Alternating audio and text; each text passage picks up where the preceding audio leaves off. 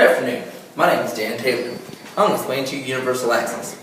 Universal Access is the ability for a teacher to present a lesson plan in a way that all the students can grasp the information, to include physically accessing the classroom, which would also include the use of handicap ramps and elevators.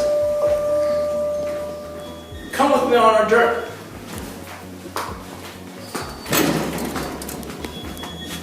Like a lesson plan, has to be adapted so that all students can gain access to the information presented. Getting to the classroom is an example of universal access. Stairways may not always be accessible to all students. In order to accommodate this and provide for the needs of all the students in the classroom, differentiation in the lesson plan and the methods of getting to the classroom may be required to include providing ramps and elevators for ease of access. Universal access will also include the use of technological devices such as computers, the use of tutoring, and the use of a lounge to provide students with different means of learning for various learning methods.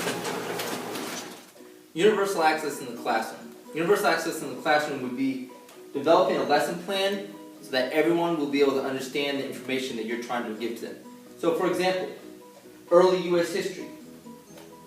A typical student would learn U.S. history by means of reading U.S. history, writing U.S. history, critically thinking and discussing U.S. history with their teams or partners in class.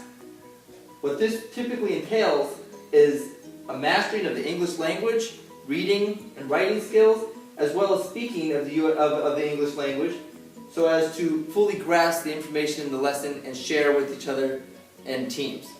So, to differentiate the lesson plan for universal access, what are some ways that we could teach U.S. history in different ways? Through poetry, song, and literature. So for example, when we're talking about learning about Christopher Columbus, we could teach in Christopher Columbus in 1492, sailed to the Americas, discovered the New World, etc., etc., or through poetry and song, in 1492, Columbus sailed the ocean blue. These songs and poetry help reinforce the ideas of U.S. history and give students that may not have a mastering of the English language a better idea of what the lesson's about, how to grasp the information given to them, and process it along a differentiated lesson plan for universal access. For a science class, for example, would be almost the same as the U.S. history. For example, if we're talking about electronic energy, we talk about the different forms of energy and different ways that electronic energy is used through reading, writing, all the same standard formats as you would a typical classroom. However, for universal access, what you might want to include is the physically showing students an example. So an example would be chemical energy, or the use of a flashlight. Example of chemical energy. Universal access is a combination of a lesson plan or a physical structure to ensure that everyone within the classroom is given a fair and equal chance of learning what is presented within the lesson.